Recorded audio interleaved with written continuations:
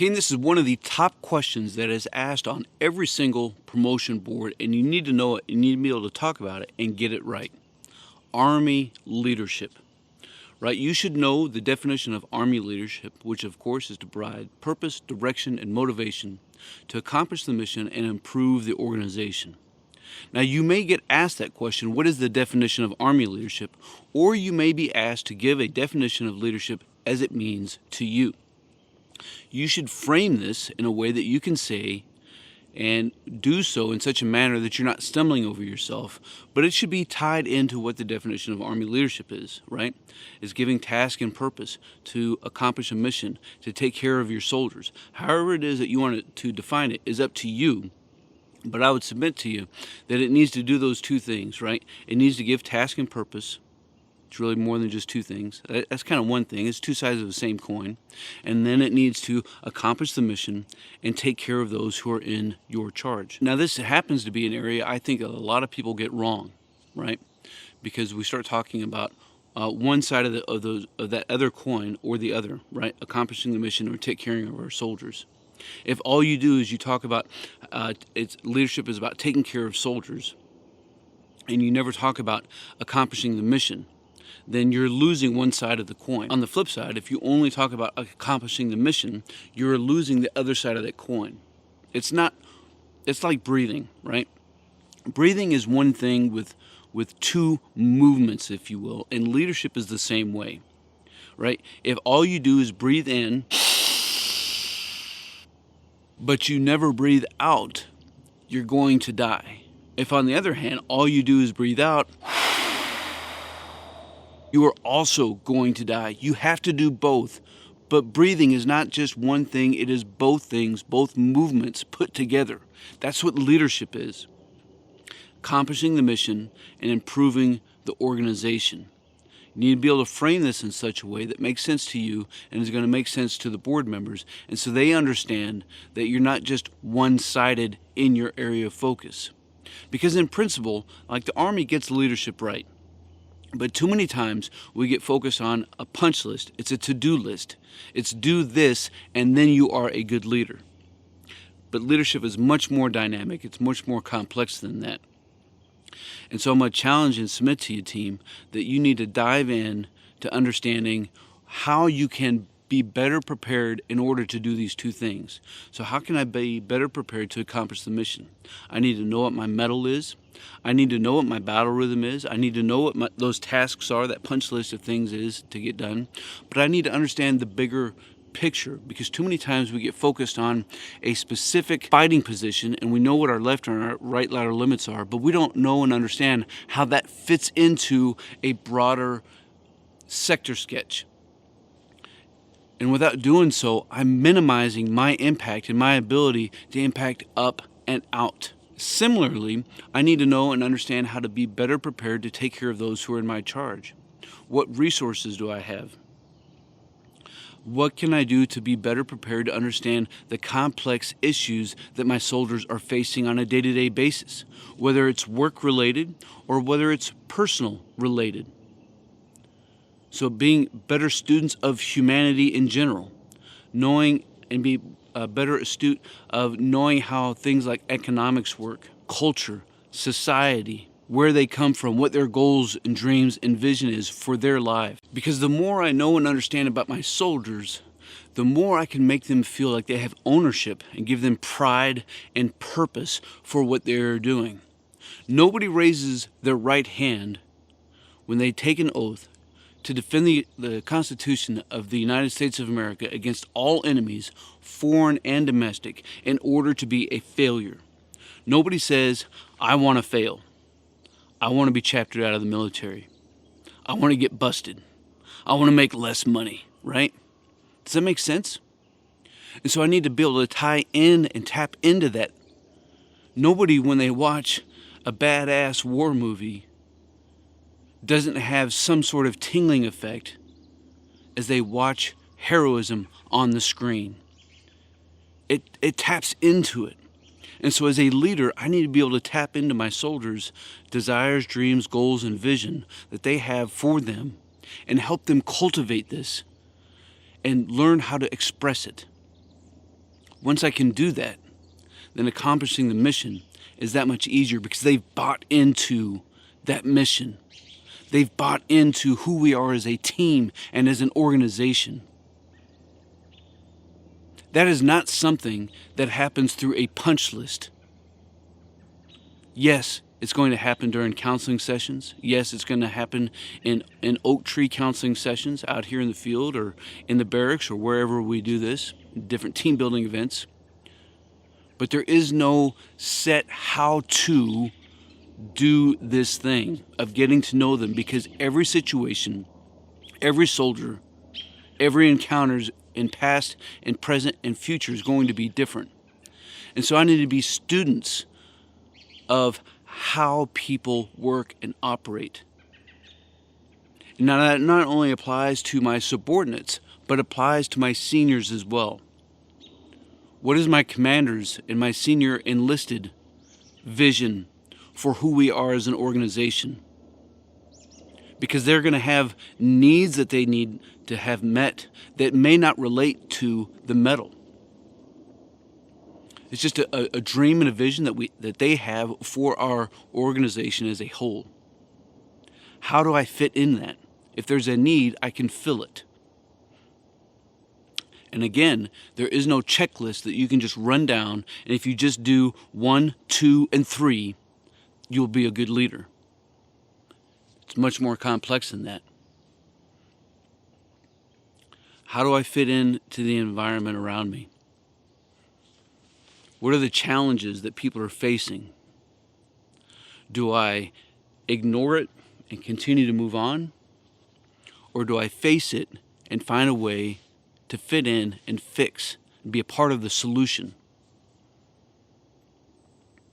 Leadership is once you start walking in it, it is much more complex than simply providing purpose, direction, motivation. Because if you don't know how to provide purpose, direction, motivation,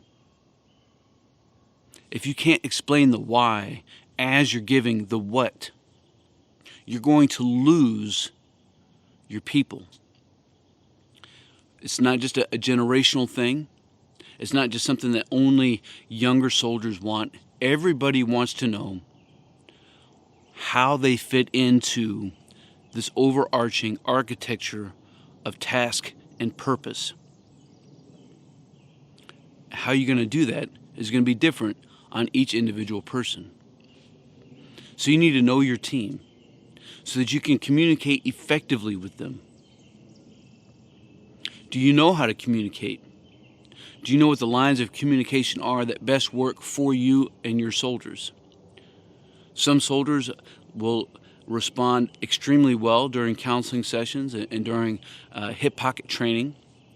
Some soldiers will not, and they need to be communicated by learning and doing. That's where they experience the most learning from, is by doing and executing and getting those rehearsals in, getting muddy, getting wet, right? Everybody has different ways and styles that you can communicate effectively with them. And so you need to be students of how to be good instructors in all the different modes and medias that we have available to us. Because if you're talking, but somebody's not hearing you, they're not in receive mode in the first place, or their transmitter is at a different station, they're not going to really be hearing what you say in order to be able to put into action what needs to be done. Giving motivation, again, is along the same lines, right? People are motivated by different things. Some people are motivated by time. Hey, I'm going to give you time off. Some people are motivated by money. Some people are motivated by pride and esprit de corps. But everybody is a little different. And if you only use one tool, you're going to lose some folks, because people need balance. Some people will be provided more purpose through standards and discipline, on-the-spot training, and knowing that they are a part of an organization that fits in with their values of why they enlisted in the first place. And some people will not. They need other external means of validation, if you will. And so part of that process of learning and emerging as people and as soldiers is knowing that in order to be able to affect and impact their ability and their drive and determination, so that when they wake up in the morning and they go to PT and you say the bent leg body twist, that they're not just rolling their eyes in the back of their head. That when you say, all right, team, let's go and conduct an AAR, what were we supposed to happen? What was supposed to happen? What did happen? What went right? What went wrong? And how can we do to improve this? That it's not just moving through the motions, but it actually means something when they say something. Does that make sense? Like, how many AARs have you been a part of that you knew that nothing was going to change? Probably more than you can shake a stick at. Now, as a leader, you have a choice and you have a decision to make. Is this one going to be the same way that it was? Am I going to fall into the same trap so that my subordinates are complaining about me in the same way that I complained about my seniors when I was in their shoes? If you don't make a change, we're dadgum hypocrites, team. And all I can say is, not on my watch. I want to do better. I want to be better. And I want to remove the blinders that I had on when I was a subordinate and I was complaining, and know that maybe, just maybe, I didn't have a big enough field of view in order to be able to make those judgments that I was making back then. So I need to take those lessons learned and I need to impart them. If people know why, if you walk into a restaurant and the host tells you and your family, hey, you know what, it's going to be a 45-minute wait and before we can get you seated, odds are you're going to wait 45 minutes and not complain about it because they told you up front what you could expect. But if they told you it's going to be a 5-minute wait and you end up waiting 15, 20 minutes, you're going to be losing your stinking mind. Managing expectations. If your team knows what to expect, then they can endure much more than we often give them credit for. It's all part of leadership, right? That's all part of purpose, direction, and motivation. And of course, they need to know what to do. They need to have that knowledge. Your knowledge. They need to have every bit of it. They need to understand what we're doing and how it fits in and why we're getting after this. Because they're going to look to their left and they're going to look to their right and they're going to see their peers doing something different. Whether it's a peer or whether it's another team or another squad or another platoon, they're going to be doing something different than they are. But if they know why they're doing layouts again, if they know why they're doing PCCs again, if they know why they're doing a junk on the bunk inspection, if they know why they're getting ready to go out and do another rehearsal, it's going to be good. And they may complain about it a little bit on the front end because nobody likes to get wet. But once everybody's wet, everybody starts having fun. And generating an environment that people want to be a part of and want to contribute in and want to see the growth and success of that team and the organization at large, that's when you start to grow, team. Now I'm accomplishing the mission and I'm improving the organization not through myself and my self-interest, but through those who are in my charge, who are rising up to the challenges that meet them, because they are the cog, right? That soldier is the center of gravity, team. I need to know and have that awareness with me on a day-to-day basis, because if they are not strong, I can never be strong. The team can never be strong. If I only focus on making myself right, chasing NCOER bullets and award achievement blocks, I'm missing the point. Yes, leadership is about providing purpose, direction, and motivation to accomplish the mission and improve the organization.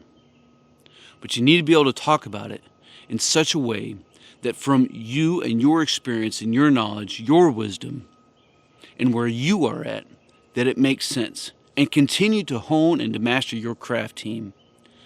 Leave some comments down below.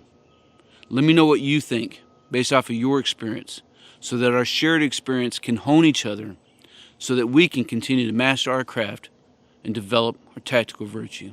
Team, I appreciate all you guys, man. Like the video if you enjoyed it. Leave some comments down below. Consider sharing this out with a friend or battle buddy as well. And until then, you stay out there, you keep grinding, and you stay stoked.